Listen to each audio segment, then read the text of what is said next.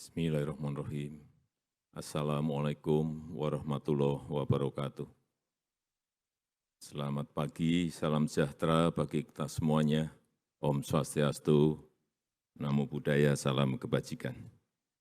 Yang saya hormati para Menteri Kabinet Indonesia Maju, yang saya hormati Direktur Eksekutif Indef, Bapak Tauhid Ahmad, yang saya hormati CEO City Corp, Bapak Heru Tanjung, Senior Ekonom Indef, Bapak Didik C. Rahbin yang saya hormati, Bapak Ibu, para ekonom, para undangan yang saya hormati.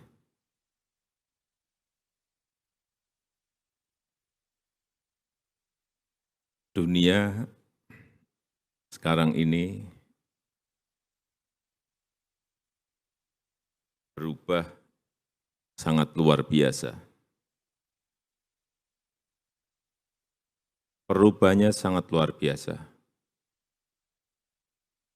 Pertama memang diawali oleh pandemi, kita tahu semuanya. Dan kita beruntung saat itu awal-awal pandemi, Indonesia tidak lockdown. Saya nggak bisa memperkirakan kalau kita saat itu melakukan lockdown. Berakibat pada ekonomi seperti apa, berakibat pada sosial politik yang seperti apa. Karena memang awal-awal hampir mungkin 70 negara semuanya melakukan lockdown. Di kabinet sendiri 80% mintanya lockdown. Survei juga rakyat minta lebih dari 80% lockdown. Tapi saat itu saya semedi. Saya endapkan betul. Maka benar kita harus melakukan itu. Dan jawabannya saat itu saya jawab, tidak usah lockdown.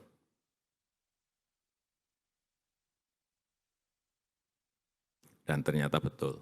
Saya enggak bisa membayangkan kalau saat itu kita lockdown, mungkin kita bisa masuk ke minus lebih dari 17%. Kemudian dari pandemi kita juga belajar banyak mengenai bagaimana menghadapi guncangan-guncangan. Belajar sangat banyak, bagaimana mengkonsolidasi negara ini agar bisa bersama-sama dari semua, dari pusat, kemudian provinsi, daerah sampai ke tingkat RT. Dari yang namanya Ormas, bergabung dengan TNI, dengan Polri, masyarakat semuanya bergerak bersama-sama. Konsolidasi seperti itulah yang harus kita teruskan dalam menghadapi pasca pandemi, karena perang, karena adanya krisis energi, karena adanya krisis pangan, adanya krisis finansial. Yang paling penting kita bisa mengkonsolidasi dari atas sampai ke bawah. Karena saya meyakini lanskap politik globalnya akan berubah bergeser. Lanskap ekonomi juga akan berubah dan bergeser. Ke arah mana? Ini yang belum ketemu. Sehingga saya juga titip kepada para ekonom, jangan menggunakan pakem-pakem yang ada. Jangan menggunakan sesuatu yang standar, karena ini keadaannya tidak normal. Sangat tidak normal.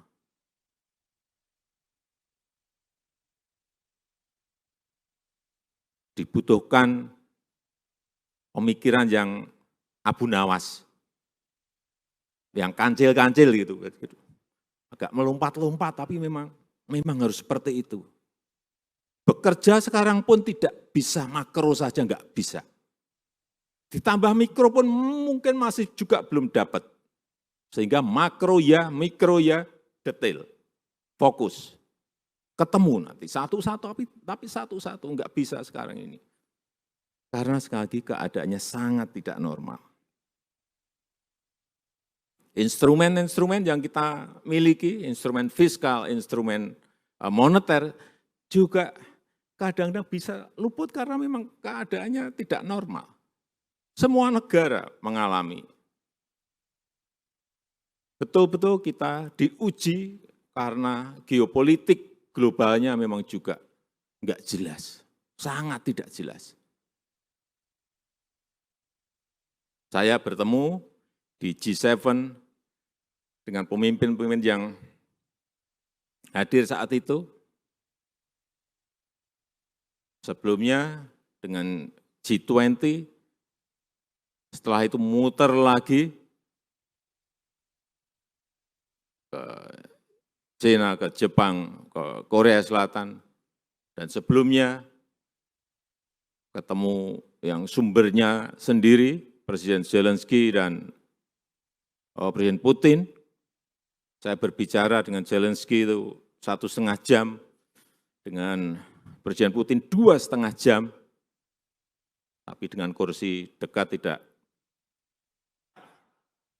diterima, tidak dengan jarak yang 5 meter. Kalau saya diterima saat itu dengan jarak 5 meter, saya tinggal pulang. Diterima kayak gitu ada yang mau, kalau saya enggak mau.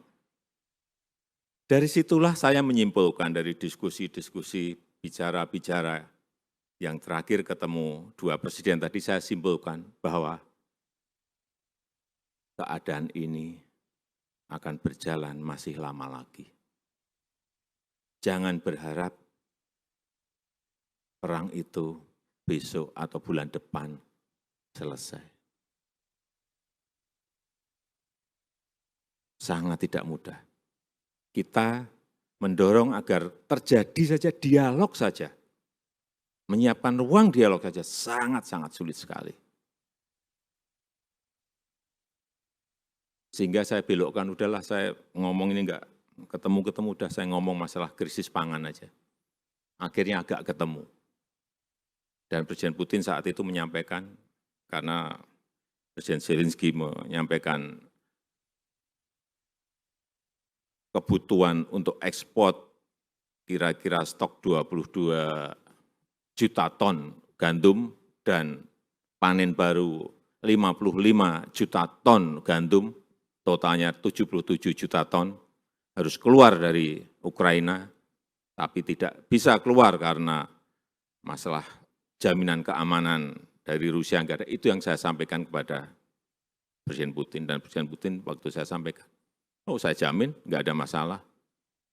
Saya sampaikan pada Presiden Putin, boleh ini saya sampaikan ke media statement, oh silahkan saya sampaikan. Dan setelah itu mungkin 2 atau 3 minggu sudah ada satu kapal yang mulai keluar dari Odessa menuju ke Istanbul. Kembali lagi, artinya perang ini masih lama dan dampaknya, menghitungnya juga sangat sulit. Ini mau imbasnya kemana? Kemana lagi gitu? Pangan iya, sudah terjadi kenaikan harga pangan di seluruh negara. Energi iya, naik sampai 5 kali gas dan 2 kali minyak harganya naik. Terus nanti akan berimbas kemana lagi? Apakah ke keuangan? Iya juga, akan lari ke sana juga. Tapi sejauh mana? Mempengaruhi growth, mempengaruhi inflasi. Negara mana yang kena? Nah ini yang kita harus hati-hati betul. Harus hati-hati betul. Tidak bisa lagi, sekali lagi kita berbicara hanya makronya saja. Mikronya juga. Dan lebih penting lagi, detail satu persatu harus dikupas. Oleh sebab itu, memang saya mengajak kita semuanya merubah mindset kita. Bahwa ekonomi dunia, geopolitik dunia berubah. Sudah berubah.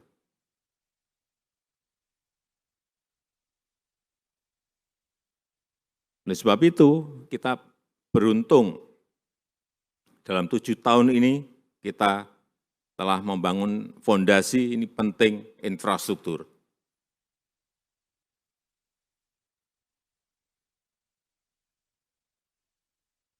Jalan tol ini telah terbangun sampai saat ini 2040 kilometer. Bandara ada 16 baru, bandara pelabuhan 18 baru seaport kita. Bendungan sampai hari ini 29, tapi sampai akhir tahun nanti tambah lagi 9, berarti 38. Irigasi 1,1 juta hektar yang baru, yang bisa teririgasi. Sehingga kemarin kita mendapatkan dari internasional Rice Research Institute yang menyatakan bahwa ketahanan pangan, sistem ketahanan pangan kita baik dan swasembada beras sejak 2019. Tetapi bukan yang gede-gede itu saja. Saya selalu sampaikan, jangan dipikir kita yang urus yang gede-gede, tol, bendungan, yang pelabuhan, airport. Enggak. Karena dana desa kita sampai saat ini sudah 468 triliun kita gelontorkan ke sana. Kalau Bapak Ibu bertanya, jadi apa itu 468? Yang saya ingat, 227 kilometer jalan desa itu jadi. Pak, panjang banget loh, 227 ribu kilometer, apa benar? Jangan salah, itu masih pendek menurut saya. Karena desa kita itu 74.800. Kalau dibagi, 227 dibagi itu, satu desanya 3 kilometer. Itu masih kurang, masih sangat kurang satu desanya 3 kilometer. Sehingga apa? Jalan-jalan produksi di desa itu menjadi ada. Jembatan juga menyambungkan antara satu dusun dengan dusun yang lain 1,3 juta meter yang telah dibangun dari 468 triliun tadi. Embung ada 4.500 embung. Hal-hal yang tidak pernah kita lihat, tetapi itu sudah terjadi dan sudah realisasi. Inilah dana desa yang sudah digelontorkan. Kemudian yang kedua, hilirisasi. Hilirisasi secara nyata itu sudah kejadian.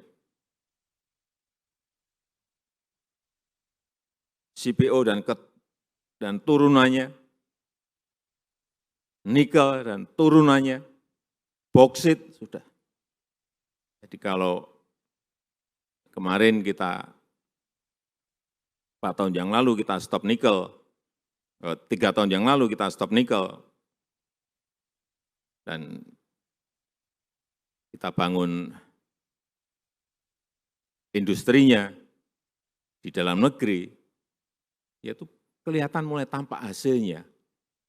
Nanti tahun ini mungkin stop timah, tahun depan stop boksit, tahun depannya lagi stop copper, tembaga. Ya karena hasilnya kelihatan. Ini sering saya ulang, contoh nikel. 7 tahun yang lalu, 6 tahun yang lalu, ekspor kita kira-kira dari nikel itu hanya 1,1 billion US dollar. 2021, 20,9 miliar US dollar. Lompatannya, nilai tambah, lompatannya 19 kali. Nah ini kalau mulai kita tarik lagi, stop tembaga. Dulu sulit menyuruh Freeport buat smelter, mundur-mundur aja. Pak ini diperpanjang, nanti baru kita buat smelter. Enggak. Kamu buat smelter, kita perpanjang. Enggak bisa juga, enggak sambung-sambung. Udah kita ambil saja, kita akuisisi aja 51%. Setelah dapat 51%, mayoritas buat smelter. Baru dibikin di Gresik. Nanti Bapak Ibu akan lihat setelah Gresik beroperasi, operasional 2024, kelihatan berapa nilai tambah dari Cooper yang sudah lebih dari 50 tahun kita ekspor mentahan raw material. Begitu juga nanti untuk bauxite stop, kira-kira mungkin akan muncul angka-angka di atas 30 miliar US dollar. Entah dari nikel, entah dari copper, entah dari bauxite. Saya pastikan itu. Sehingga sekarang ini kelihatan, yang dulu neraca perdagangan kita, misalnya dengan China, selalu minus. Saya ingat di 2014 itu minus sampai 13 billion US dollar. Minus kita, neraca kita. 2021 kemarin, minusnya sudah menjadi minus 2,4 billion US dollar. Tahun ini saya pastikan kita sudah surplus dengan RRT. Saya pastikan itu. Karena tadi raw material yang tidak diekspor mentahan.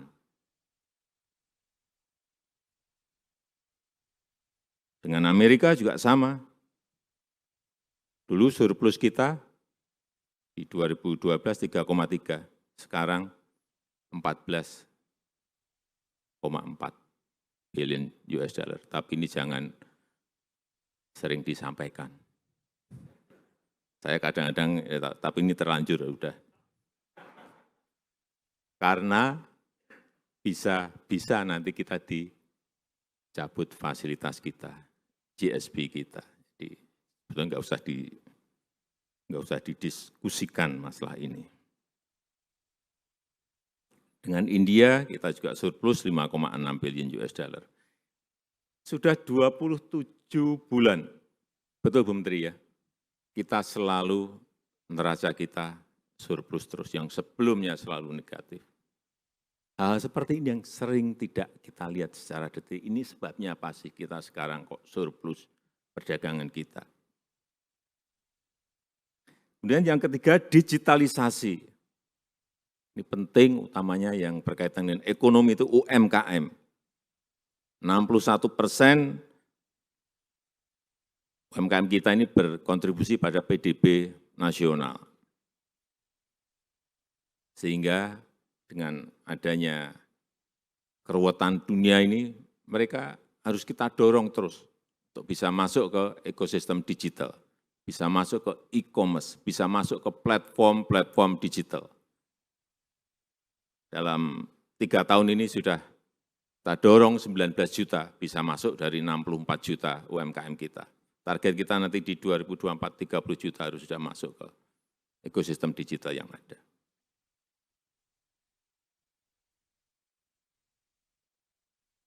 Kalau ini terus konsisten kita lakukan, saya meyakini bahwa GDP kita di 2030 itu sudah di atas 3 triliun, saya yakin. Insya Allah itu akan tembus angka 3. Dan income per kapita kita, saya juga meyakini, saya nggak tahu mungkin berbeda dengan Bu Menteri Keuangan, nggak apa-apa juga. Saya juga ngitung-ngitung sendiri, Bu Menteri ngitung-ngitung sendiri nggak apa-apa. Saya mungkin lebih dari 10 income per kapita kita.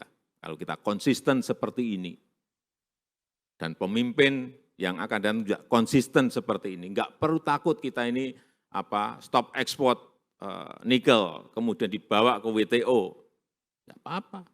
Dan kelihatannya juga kalah kita di WTO, nggak apa-apa. Tapi barangnya udah jadi dulu, industrinya udah jadi. Nggak apa-apa, kenapa kita harus takut? Kalau dibawa ke WTO kalah nggak apa-apa. Syukur bisa menang, tapi kalah pun nggak apa-apa.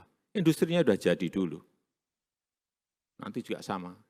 Ini memperbaiki tata kelola kok. Dan nilai tambah itu ada di dalam negeri. Saya berikan contoh Freeport, saya kemarin baru cerita dengan Bu Menkyu juga. Berapa sih kita dapat dari sana? Berapa Bu? 62.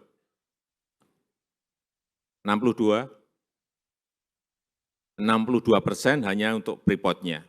Itu dari dividen, dari royalti, dari pajak semua.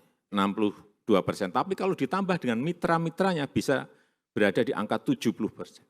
kita dapat dari pendapatan yang dimiliki oleh Freeport. Ya, kalau semua usaha-usaha tambang itu bisa memberikan kontribusi sebesar itu,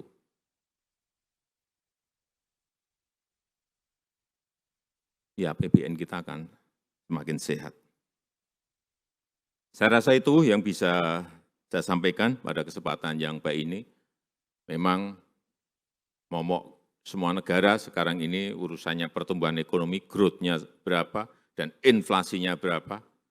Kita juga kemarin berhitung dengan detail berapa sih kira-kira karena penyesuaian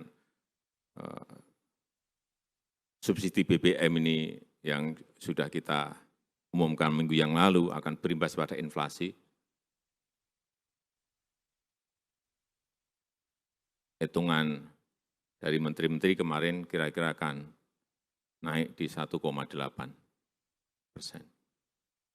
Tapi kalau kita diem, saya enggak mau diem. Kita harus intervensi. Intervensinya lewat apa? Saya sampaikan, daerah harus bergerak, kayak COVID kemarin. Dengan cara apa ya? 2% DAU bisa digunakan untuk mengatasi inflasi dan bansos. Belanja tidak terduga bisa digunakan untuk mengatasi inflasi. Dengan cara apa? Ya tutup biaya transportasi, tutup biaya distribusi dari yang ada di lapangan. Jadi contoh, dan ini pernah saya lakukan, contoh harga bawang merah naik.